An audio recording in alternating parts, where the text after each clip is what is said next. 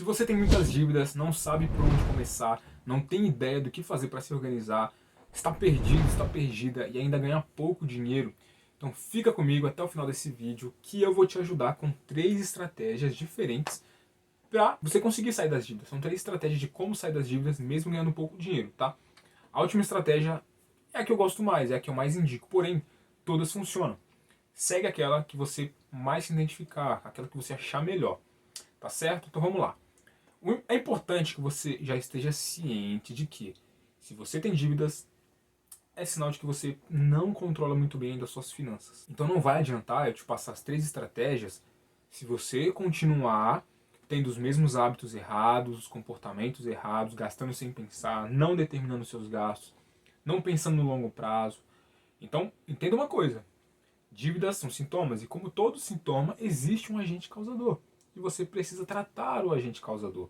Você precisa controlar as suas finanças para que os sintomas eles não voltem mais, ou seja, as dívidas não voltem mais. Tá certo? Então, antes de te passar as dicas, você precisa entender isso. Elimine os maus hábitos, os maus comportamentos que você tem em relação ao dinheiro, claro, e comece a pensar no longo prazo. Faça um planejamento para você ter uma visão geral de todo o seu dinheiro e aí sim a gente parte para as dicas, tá certo? Agora você já está ciente, já sabe disso e as dicas tendem a funcionar de fato. A primeira estratégia é a seguinte: você vai anotar em algum lugar todas as dívidas que você tem. Se você tiver uma só, anota também. Anotado todas as dívidas, agora você vai ligar para todas as instituições que você deve, para cada uma delas, e aí você vai perguntar qual que é o valor que eles vão te cobrar, se caso você fizer o pagamento do valor total. Quanto de desconto eles podem te dar caso você consiga fazer o pagamento total daquela dívida. E aí você vai anotando. Dívida A, R$100. Dívida B, cobrou R$200. Dívida C, R$300. Certo? É isso. Agora o que você vai fazer?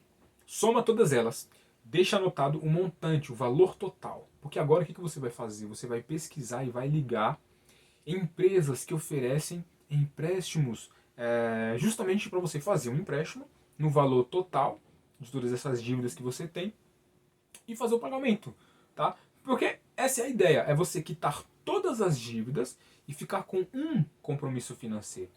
Mas lembre-se, lembra do que eu falei no começo, tá bom? No começo do vídeo, você tem que ter um planejamento financeiro, tá? Para ver quanto você tem disponível para conseguir pagar as parcelas. Quanto você tem disponível? Quanto que cabe dentro do seu planejamento? Qual o valor de parcela cabe no seu planejamento? Isso tem que ser feito antes, para quando você ligar nas instituições, você saber exatamente o valor das parcelas que cabem dentro do seu planejamento. E tem que ser um valor que não vai comprometer toda a sua renda, tá bom? Porque qualquer imprevisto que você tiver, você pode ficar sem pagar de novo esse novo empréstimo e aí vai voltar a se endividar e de nada vai adiantar. Então, essa é a primeira estratégia. É você somar todas as dívidas, pegar o empréstimo e quitar todas elas, certo? Segunda estratégia. Mesmo procedimento da primeira, da estratégia anterior. Você vai anotar todas as dívidas, tá? Mas agora nós vamos fazer uma espécie de classificação de prioridade das dívidas, que é para facilitar na hora de você saber qual a dívida que deve ser paga primeiro, qual aquela que a gente pode deixar um pouquinho para depois, sabe? Então assim, eu gosto de classificar as dívidas em 3 níveis diferentes, levando em consideração as consequências que podem acontecer caso não ocorra o pagamento da dívida. Ou seja, o que vai acontecer comigo se eu deixar de pagar essa dívida agora, se eu adiar um pouquinho essa dívida, tá? Então vamos lá.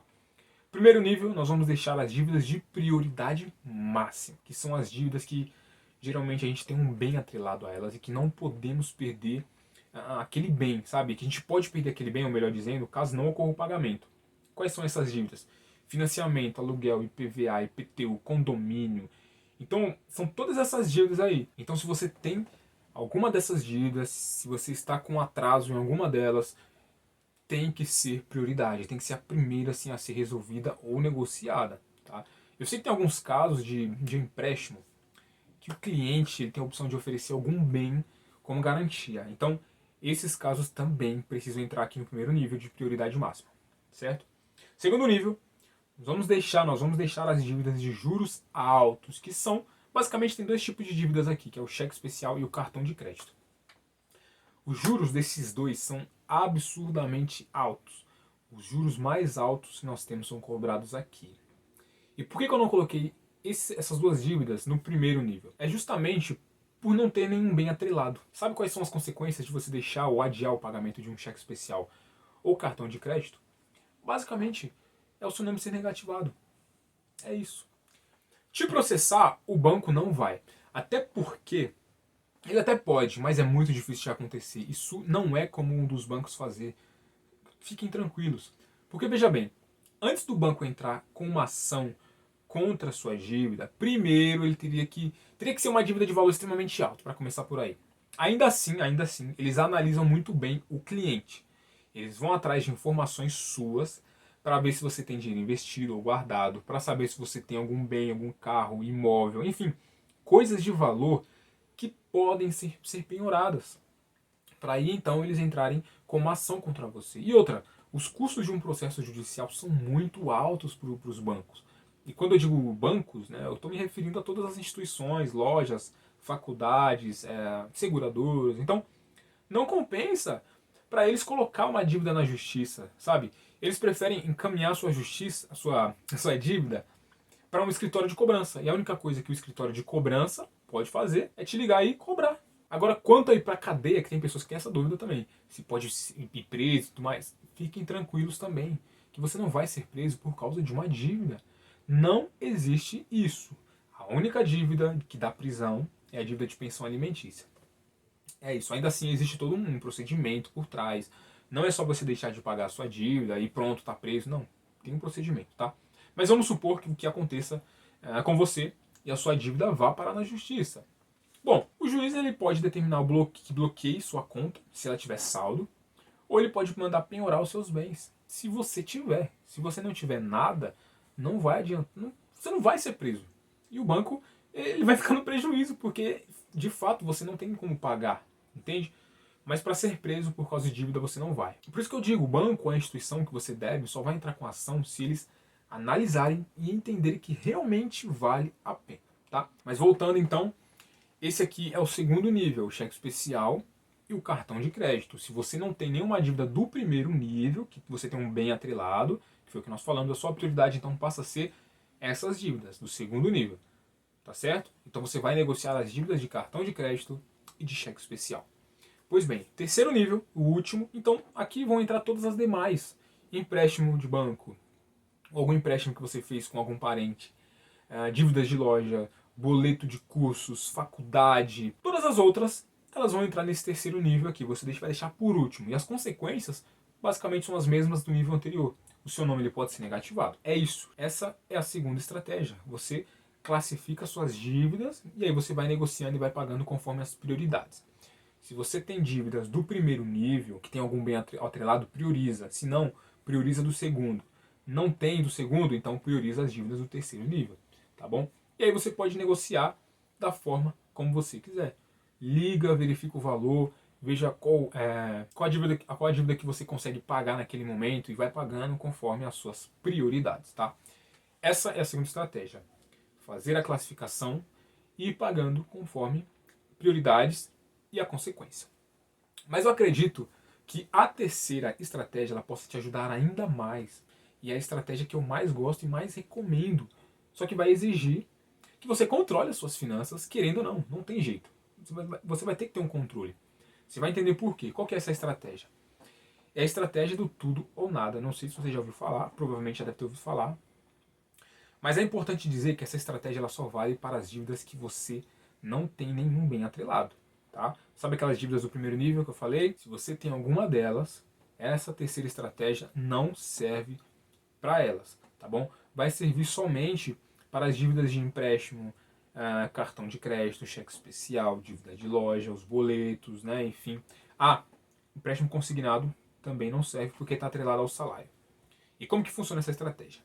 A ideia é justamente você pagar tudo ou nada. Mas como que você vai fazer isso? A partir de agora você vai priorizar, controlar suas finanças, fazer um planejamento financeiro para saber quanto que você consegue guardar por mês.